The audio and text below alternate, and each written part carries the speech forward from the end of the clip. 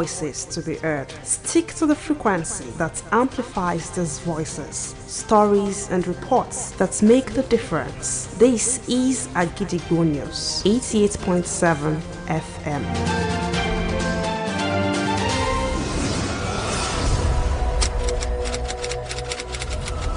This is Kunle Amzat Studio, Agidigbo 88.7 FM. Welcome to News Around the World.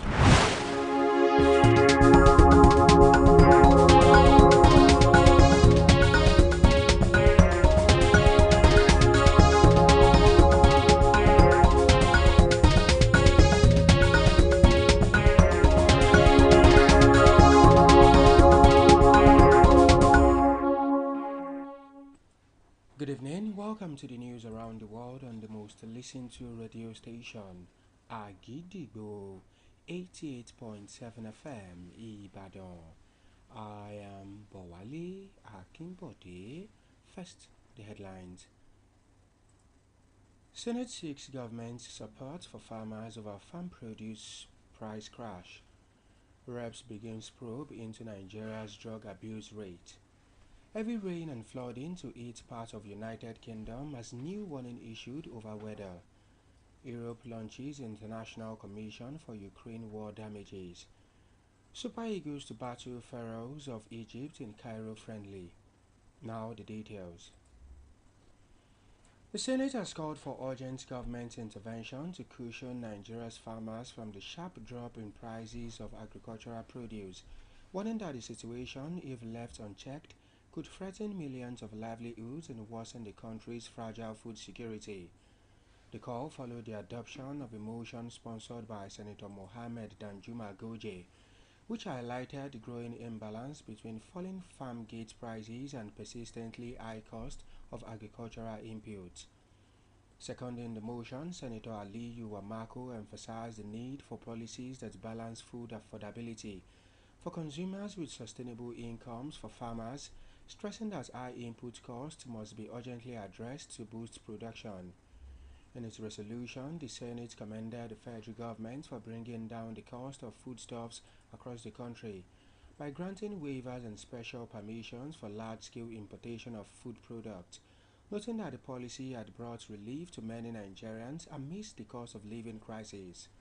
Consequently, the Senate urged the federal government to design and implement a comprehensive special emergency intervention package for farmers affected by the current collapse in agricultural produce prices to cushion their losses and ensure household stability. The House of Representatives has commenced a comprehensive investigation into Nigeria's increasing rate of drug abuse, pledging to hold those culpable to account to safeguard the nation's public health sector. Addressing stakeholders today at the opening ceremony of an investigative hearing in Abuja, the chairman of the House Ad hoc Committee on Drugs Trafficking, Alcohol and Tobacco Abuse, Honorable Luwatimileyin Adelegbe, described drug abuse as a threat to the country's public health sector, calling on governments and stakeholders to collaborate to stamp on the menace. Explaining the rationale for setting up the committee, Honorable Adelegbe said the crisis is stealing the health of the Nigerian youth, weakening labor force, destabilizing communities and undermining collective future. The lawmaker also lamented the unchecked influx of substandard pharmaceuticals, fake spirits and unregistered products into Nigerian markets, even as he blamed the weak enforcement at ports, airports and land borders for the increasing rate of drug abuse in the country, further noting that the probe was neither anti-business nor a witch hunt, but an accountability mission aimed at protecting public health and national security. The Nigerian police force says no court order has restrained it from enforcing the tinted glass permits regulation, just as it stated that the police will continue the enforcement of the tinted glass permit order as there has been no judicial pronouncement halting the exercise. The force public relations officer CSP Benjamin Ondeyin stated this while addressing newsmen on Tuesday, insisting that the directive remains in force until a competent court rules otherwise. According to CSP Ondeyin, criminal elements have taken advantage of past pauses in enforcement to carry out violent crimes, including kidnapping and armed attacks, while citing a recent incident in Edo State where a tinted car allegedly refused to stop at the police checkpoint, was pursued and its occupants opened fire on officers, killing a police inspector and injuring others. The force spokesman also clarified that the earlier suspension of enforcement announced by Inspector General of Police Kayode Egbetokun was misunderstood by some members of the public and professional bodies, including the Nigeria Bar Association (NBA). Day 16 of the Agidigbo Family Funfair was filled with color and excitement as children arrived in bright outfits and painted faces ready for fun. While kids enjoyed games, slides and swimming, parents relaxed at the movie house and table tennis court. Dr. Oriyomi Hamzat added to the excitement by hosting raffle draws, where lucky families won items like school bags, cash, household items and even plots of land. Winners expressed gratitude for his generosity as the fair continues to bring smiles and unforgettable moments. Agidigbo FM correspondent Khadijat Abdurrahman was live at the event. Oluwatosin Ologun brings the details.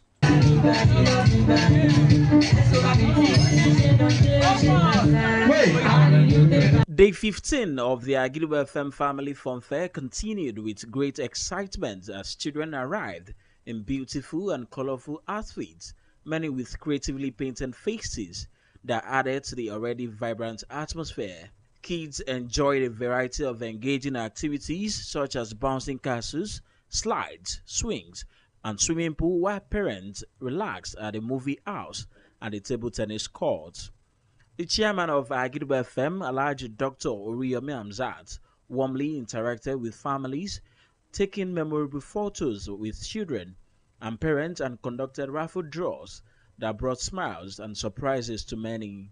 Parents whose children won plots of land described the moment as unbelievable and expressed deep gratitude to Alhaji Dr. Oriyomi Hamzat for his generous gesture. I am extremely happy for the opportunity that God gave me a chance to win a plot of land. I am very, very surprised because I did not expect it at all.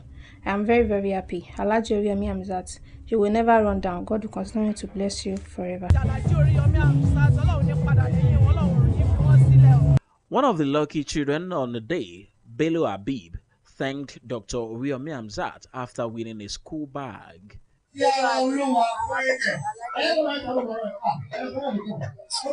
Parents who received cash prizes in the raffle draw also expressed appreciation for the kind gesture. My sum of amount of 20,000 naira, and I'm very, very glad because I did not expect it. So on behalf of Abdulhamid family, I say a very big thank you to Alhaji Oriyomi Hamzat. During the raffle draw, the family of Mr. Aziz won 30,000 naira for portraying the Iroyin Pelu movement, as the mother thanked Dr. Oriyomi Hamzat for the recognition.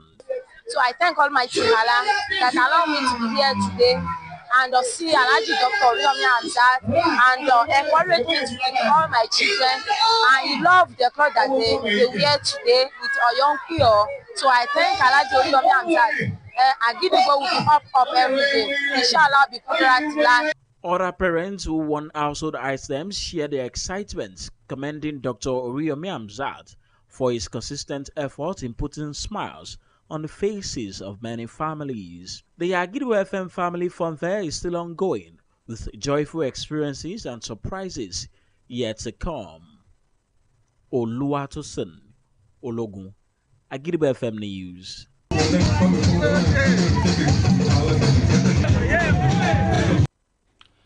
It is time to link up with our United Kingdom studio for the foreign news. News from Kunle Studio at Agidigbo FM, United Kingdom. I am Olushola Damilola.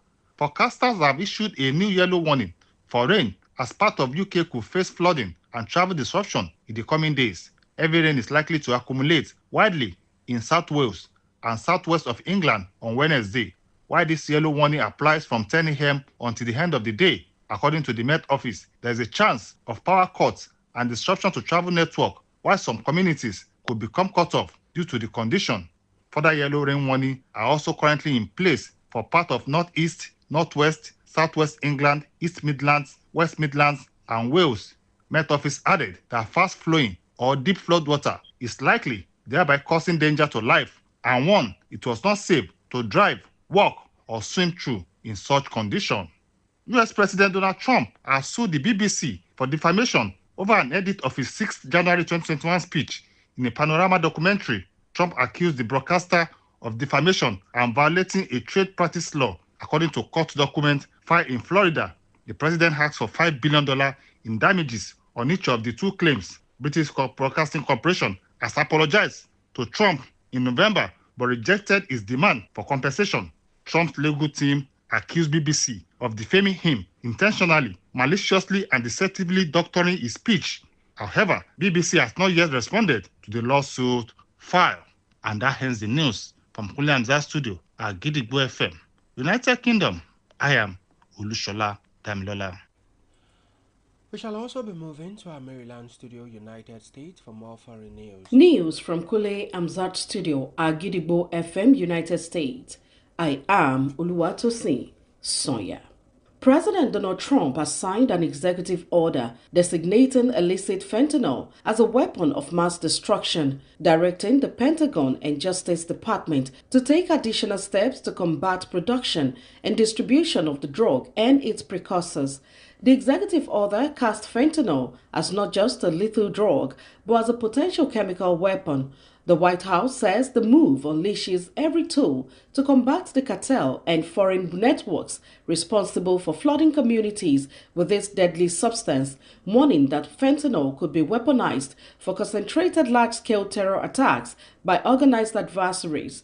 The designation means the Pentagon could aid the Justice Department with Department of Defense assets to enforce the criminal code related to fentanyl, and the Justice Department will likely pursue harsher penalties for fentanyl-related crimes. The order comes as the president has said he's preparing to expand the U.S. campaign against alleged drug traffickers in South America, following more than 20 boat strikes against vessels in the Caribbean and Eastern Pacific. Most of the fentanyl that enters the U.S. is manufactured in Mexico using chemicals primarily imported from China and India. The drug is then smuggled into the U.S., mostly through ports of entry. Europe launched an international claims commission for Ukraine on Tuesday in an effort to ensure Kyiv is compensated for hundreds of billions of dollars in damage from Russian attacks and alleged war crimes. The gathering in The Hague of dozens of leaders, including Ukrainian President Volodymyr Zelensky, coincided with a U.S.-orchestrated diplomatic push to end the war in Ukraine that was triggered by Russia's full invasion in February 2022. Every Russian war crime must have consequences for those who committed them, Zelensky said, before 34 European leaders signed a convention to formally launch the commission at Tuesday's gathering. And that is the news from Kule Amzat Studio at Gidigbo FM, United States. I am Oluwatosin Sonya. Welcome back now to the exciting world of sport. 3 times winners Nigeria and 7-time champions Egypt will be at each other's jugular at the Cairo Stadium this evening in a friendly match meant to prepare both teams for their campaigns at the 35th Africa Cup of Nations finals kicking off in Morocco on Sunday. The match will kick off at 8 p.m. Egypt time as of Monday afternoon. 17 of the players in Nigeria final list were in Cairo, with more players expected to arrive before Monday's evening's training session. The Super Eagles will depart Cairo for the Moroccan city, a chartered flight on Thursday. The Eagles will then clash with 2004 host and winners Tunisia on Saturday, 27th December, before the final Group C encounter against Uganda's Cranes on Tuesday, 30th December. The Pharaohs, who are the only country to have achieved 3 consecutive triumphs, 2006 to 2010, have to negotiate things with 1996 host and winner South Africa, as well as Angola and Zimbabwe in Group B. Their matches will take place at the Stade de Gaulle in the city of Adega. To wrap up the news this evening, here is a recap of the headlines. Senate seeks government support for farmers over farm produce price crash. Reps begin probe into Nigeria's drug abuse rate. Heavy rain and flooding to hit parts of United Kingdom as new warning issued over weather. Europe launches International Commission for Ukraine War Damages. Super Eagles to battle Pharaohs of Egypt in Cairo friendly. Don't forget that you can listen to us live on our website www.agidigbo887fm.com. You can also download our mobile app on the Google Play Store and iOS. Simply search for Agidigbo 88.7 FM. Follow us on Facebook at Agidigbo 88.7 FM, on Twitter and Instagram at Agidigbo 887 FM, and subscribe to our YouTube channel. If you have news stories and tips for us, contact our newsroom on 070-8714-4865 or send us a mail on newsroom@agidigbo887fm.com.